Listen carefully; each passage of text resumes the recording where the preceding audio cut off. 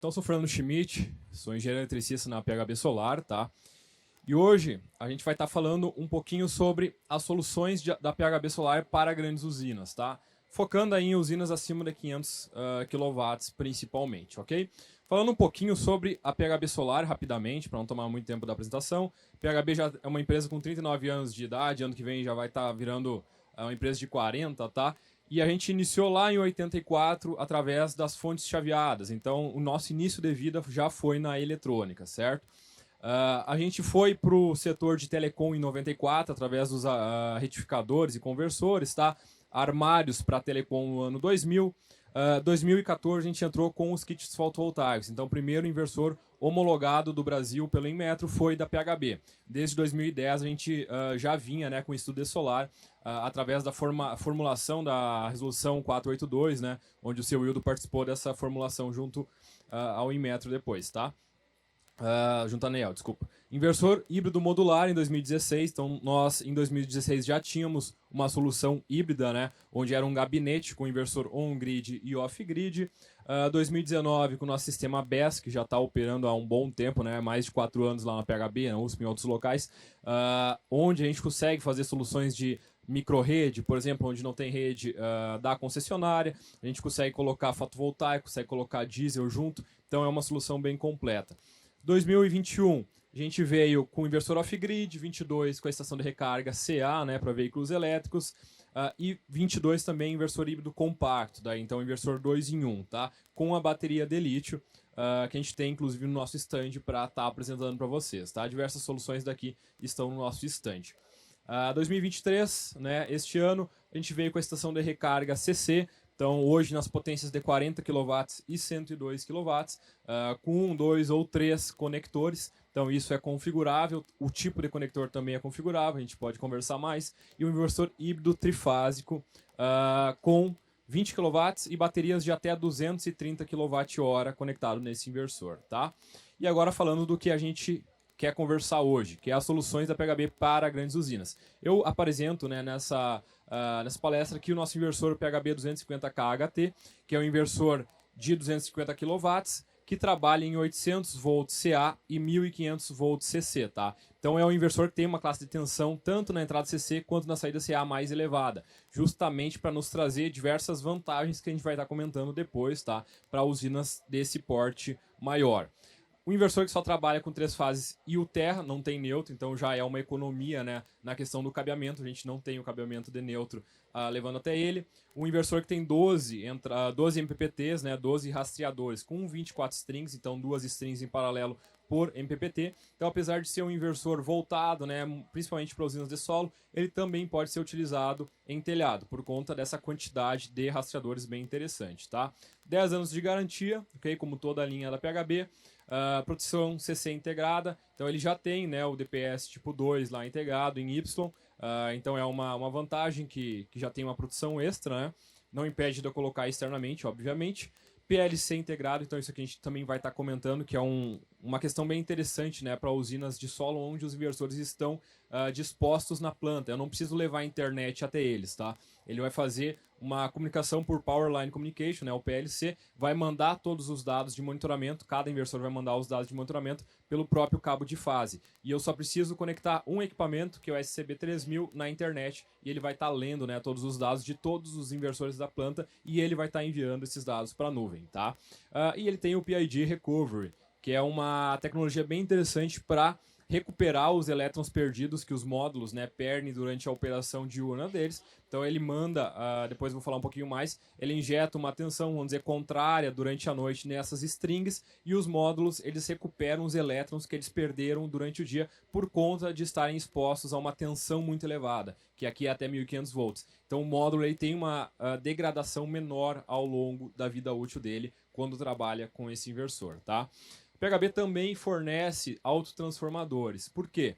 Tem casos que é interessante utilizar esses inversores em conexões para usinas de 250, 300, 500, 600 kW, onde eu vou estar utilizando 1, 2, 3 inversores e o cliente tem uma infraestrutura BT muito robusta. Então eu consigo conectar esses inversores também na BT, apesar de normalmente eu estar trabalhando com esses inversores com conexão direto na média, por conta do tamanho das usinas. Mas a gente fornece esses autotransformadores para locais, para usinas que a gente consegue conectar eles na baixa tensão, tá? Então, transformador de 270 kVA, que ele é feito para operar no regime de uma usina solar. Então, ele tem baixas perdas a vazio e em operação, tá? Toda a parte magnética dele ali é feita para isso, tá?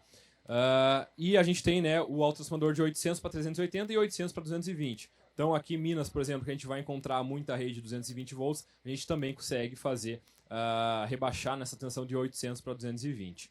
Ok? A gente tem também o fornecimento dos disjuntores 380 e 220 para ele e principalmente o de 800 volts, que é o que muitos distribuidores acabam não fornecendo quando vendem inversores de 800 volts CA. E esse é um grande problema, porque o disjuntor 800 volts, que ele vai operar em 800 volts nominal, não é o mesmo disjuntor que a gente encontra, né, nas elétricas, que trabalha com 690 volts. A gente não pode utilizar esse disjuntor. E esses disjuntores para 800 volts, por exemplo, normalmente eles têm uma tensão de até 1050 volts aí nominal, e a gente não encontra, pelo menos não facilmente no Brasil, tá? É bem difícil de encontrar disjuntores de 800 volts no Brasil, e a gente já fornece, eles têm em estoque, qualquer problema a gente fornece rapidamente, tá?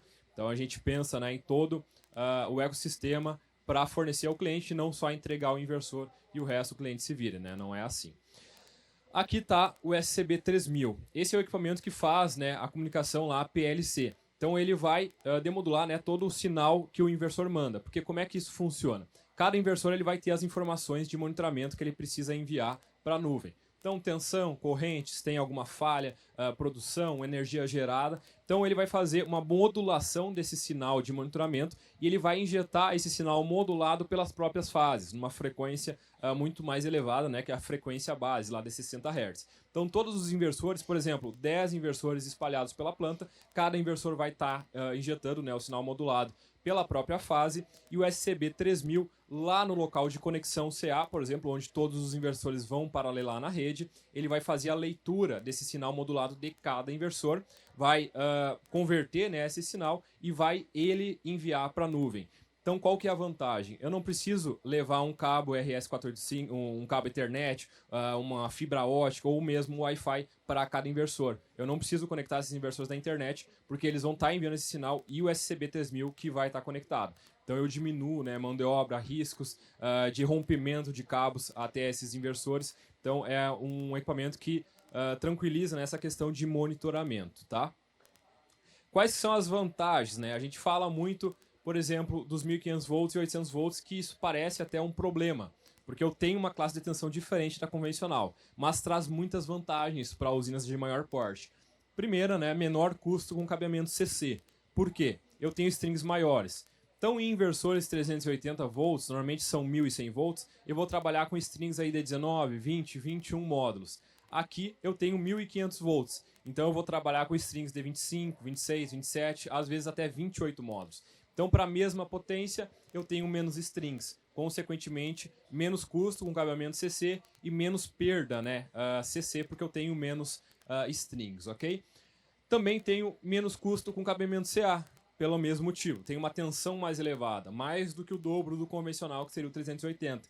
Então, eu tenho o dobro, basicamente, de corrente utilizando a mesma bitola de cabeamento, tá? De um inversor 380, por exemplo. Então, se eu tenho uma tensão mais elevada, eu tenho uma corrente menor. Consequentemente, cabo de menor bitola, vou ter menos perdas, né? Se eu posso dimensionar ali corretamente meu cabo, e eu tenho menos custo com esses cabos, ok? Usinas de grande porte, eles mantêm uma certa modularidade, mas sem aquele absurdo, né, de quantidade de inversores. Então, por exemplo, uma usina de 1 MW CA, em vez de utilizar 11, 12, 13, 14 inversores, lá na casa dos 75 kW, eu vou estar utilizando 4 inversores de 250. Então, eu tenho menos homem-hora, menos trabalho para instalar, menos equipamentos para fazer manutenção, né, ao longo da vida útil, uma área menor para essa instalação. Então eu facilito, né, diversos pontos da minha instalação e também da minha operação, porque essa é uma usina que vai demandar um OPEX, né, limpeza, manutenção, verificação do cabeamento, das conexões, então eu tenho menos equipamentos, é muito mais fácil, tá? E eu tenho a comunicação PLC, então eu tenho o Power Line Communication, eu não preciso levar essa internet até cada inversor, menos risco de perder comunicação, porque quando eu perco a comunicação que seja com um inversor na planta, eu tenho um grande problema, porque aquele inversor ele pode ter dado uma falha e ter parado de gerar ou de se comunicar. Só que no caso de perder comunicação, ele continua operando, só perdeu a comunicação. Mas igual eu tenho que mandar uma equipe até o local, é um custo, né, em OPEX. Então aqui, como o cabo de fase vai fazer essa transmissão do monitoramento, eu tenho um menor risco disso acontecer, eu tenho um OPEX mais barato, né, ao longo da operação dessa usina. E aqui está um exemplo, isso aqui é bem interessante, um exemplo de custo, né, com condutores CC, 1.100 volts versus 1.500 volts. Então eu trago um exemplo com dois casos. O primeiro caso são 20 inversores, tá, de 125 kW da PHB, que ele é um inversor 380 volts, tá? Nesse caso eu utilizei aqui 6.800 módulos de 545, que vai dar uma usina de mais ou menos 3.7 megawatt pico, ok? 20 inversores, né, vezes 17 strings de 20 módulos, justamente porque ele é um inversor até 1.100 volts lá do CC. Então eu limito ali em 20 módulos para não ultrapassar, né, a tensão desse circuito aberto desse inversor. Então 340 strings de 20 módulos ao total para fechar nessa quantidade de módulos. Caso 2, onde eu vou estar utilizando 10 inversores de 250 kW. Então é um inversor do dobro da potência, consequentemente eu tenho a metade de inversores, ok? Aqui são 6.720 módulos, então um pouquinho ali a menos, mas a potência é muito semelhante, 3.66 megawatt pico, tá? Então duas usinas praticamente iguais em potência pico, mas uma utilizando o inversor 380 e outra utilizando o inversor 800 volts. Então, aqui eu tenho 10 inversores de 24 strings cada, com 28 módulos. Então a gente vê, né, a primeira grande diferença. Tenho mais módulos por string, consequentemente eu tenho 100 strings a menos para dar praticamente a mesma potência pico. 240 strings de 20 módulos. No que isso resulta? Considerando, né, uma string, o comprimento médio da string de 100 metros, porque nessa planta aqui eu fiz uma disposição, teve strings que chegavam até a 200 metros de comprimento, outras chegavam 5, 10 metros. Então o comprimento médio das strings é de 100 metros, tá? O custo do cabo solar de 6 milímetros está em torno aí de R$5, um pouco menos, um pouco mais, tá? Foi considerado R$5 para esse cálculo. Então, caso 1, eu tenho 340 strings, tá? De 100 metros, dá 34 mil metros, vezes R$5, vezes 2, porque eu tenho positivo e negativo, vermelho e preto, tá? Então eu tenho um custo só em cabeamento CC, nesse caso, de R$340 mil, tá? Caso 2, onde eu utilizo os inversores de 800 volts da PHB, 240 strings vezes 100 metros, 24 mil metros vezes 5 vezes 2, R$240 mil. Então eu tenho uma economia de R$100 mil só por conta da classe de tensão CC, né, de entrada ser maior, tá? Então isso é muito importante no momento que você vai fazer o orçamento de uma usina. Não olhar apenas o custo de material. Tem que se olhar, né, o custo global dessa instalação. Muitas vezes o custo somente com inversores 800 volts pode ser um pouco maior do que com inversores 380. Mas no final das contas, se eu utilizar, né, se eu verificar todo o custo global, eu vou ter uma vantagem. E eu faço o mesmo exemplo, só que olhando para a distribuição em CA, que é o mais convencional em plantas que utilizam inversores 800 volts. Por quê? Aqui eu vou ter os inversores distribuídos na planta.